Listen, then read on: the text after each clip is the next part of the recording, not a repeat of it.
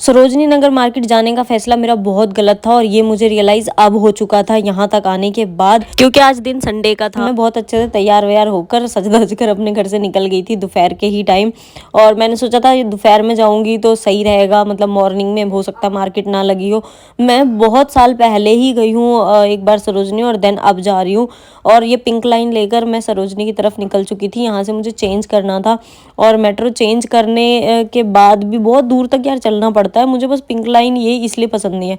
अब वही है कि दूर तक चल के पहुंची वहां तक, और पहुंचने के बाद मैंने देख लिया कि यार यहाँ तो मेट्रो ही नहीं है। देन फिर वेट करने के बाद मेट्रो आ चुकी थी, और मेट्रो के बाहर भी भाई इतनी भीड़, मतलब लड़कियां ही लड़कियां, इतनी लड़कियां पता नहीं कहाँ से आ जाती है। मैं तो खुद नहीं समझ पाई कि दिल्ली में इतनी सारी लड़कियां हैं और इतनी भीड़, मतलब मेट्रो पे इतनी भीड़ थी। तो मैं ये अंदाज़ा लगा रही थी कि यार जब यहाँ इतनी अंधी भीड़ है तो जब मैं एग्जिट करने वाली हूँ, एग्जिट करूँगी तो वहाँ कितनी भीड़ होगी। ये देख रहे हो, ये अंधी भीड़ सिर्फ और सिर्फ सरोजनी के लिए है। अब मैं एग्जिट हुई, वैसे मैं अकेली हूँ, तो एग्जिट हो ही गए। तो मैं ढूंढ रही थी कि यार सरोजनी कहाँ है, एग्जिट तो मैं हो गई, सरोजनी किधर है। तो मैंने ये दो आंटी आगे आगे जा रही थी, इनके पीछे पीछे मैं भी चली गई कि भैया जहाँ भीड़ जा रही है वहीं सीधे चलते चले जाओ, क्योंकि पता तो है कि ये भी मार्केट ही जा रहे हैं। मुझे एक्चुअली पता नहीं था कि किधर जाना है, तो मैं इनके पीछे पीछे चली गई। दूर से मैंने जूम करा अपने फ़ोन में और ये दिख गया सरोजनी का बोर्ड। फिर मैं थोड़ी खुश हो गई, चलो। लेकिन खुश होने तक की जैसी कोई बात नहीं थी।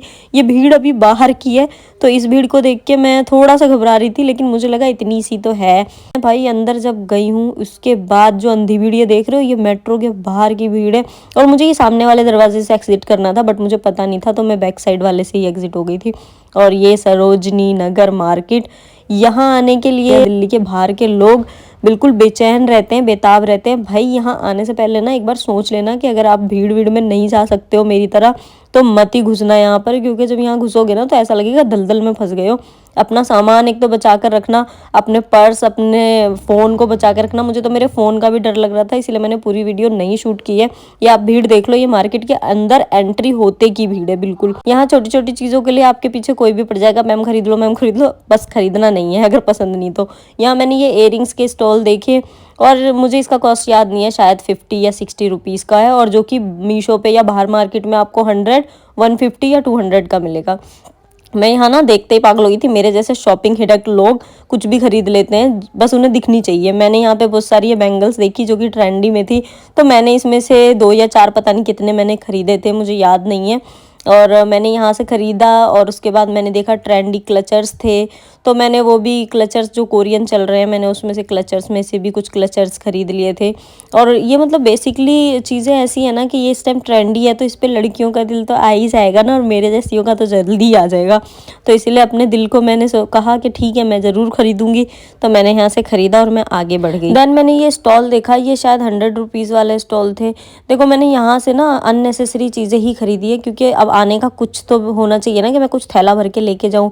तो मैंने यहाँ से एक दो कुछ टॉप्स खरीद लिए थे जो कि मैंने पहने नहीं, मतलब पहनने जैसा कुछ लगा ही नहीं कभी के पहनने की ज़रूरत है, बस मैंने खरीद लिया है और पता नहीं देखी जाएगी कभी पहनना होगा तो। फिर मैं यहाँ पे गई, मैंने देखा 300 में ये नाइट सूट्स थे, तो यहाँ से मैंने 2 या 3 नाइट सूट्स भी खरीदे थे। और मतलब कहते हैं ना कि जो चीज़ें दिख रही है ले लो, बस मैंने वही सोचा, जो अच्छी चीज़ें दिख रही है ले लो, बस ले लो।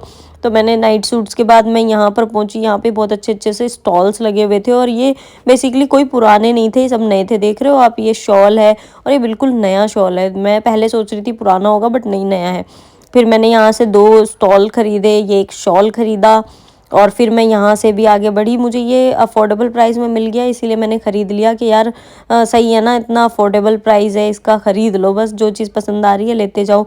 तो मैंने यहाँ से ख़रीद लिया। देन मैं आगे बढ़ी, आगे भी मैंने और भी चीज़ें देखी, बस मैं प्रॉब्लम में आती जा रही थी, क्योंकि ये ना इतनी भीड़ बढ़ती जा रही थी। जितना आगे बढ़ रही हूँ मैं, उतना ही ये भूल भुलैया जैसा बन रहा था, और भीड़ अंधी, एक के ऊपर एक लोग आ रहे हैं। मतलब एक स्टॉल पे आप खड़े हो, वहाँ 4 और आ रहे हैं।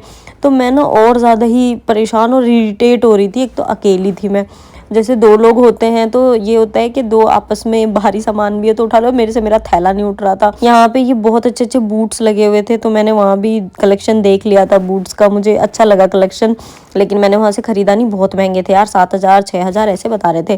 तो सरोजनी का क्या फ़ायदा जब अगर यहाँ इतने महंगे हैं। उसके बाद ना मुझे बहुत ज़्यादा, जब भीड़ ज़्यादा होने के बाद मुझे घबराहट होने लग गई, और उस घबराहट से ना मैं जल्दी जल्दी से निकलने की कोशिश कर रही थी। मेरी सांस फूलने लग गई बिल्कुल। क्योंकि इतनी अंधी भीड़ थी उस मार्केट में, इतनी। फिर मैंने मेरे बर्दाश्त नहीं हुआ, मैंने अपना थैला उठाया, मैं निकल गई। मैंने कहा भाई घर चलो, कोई फ़ायदा नहीं है इस भीड़। और मेरा गला सूख रहा था, मैं पानी ढूंढ रही थी, पानी नहीं मिला। मेरा हिजाब तक मतलब खुल चुका था उतनी देर में, मेरे सर पे से वो टिक नहीं रहा था हिजाब, क्योंकि कभी इधर से कोई धक्का मार रही है लड़की, कभी उधर से कोई धक्का मार रही है।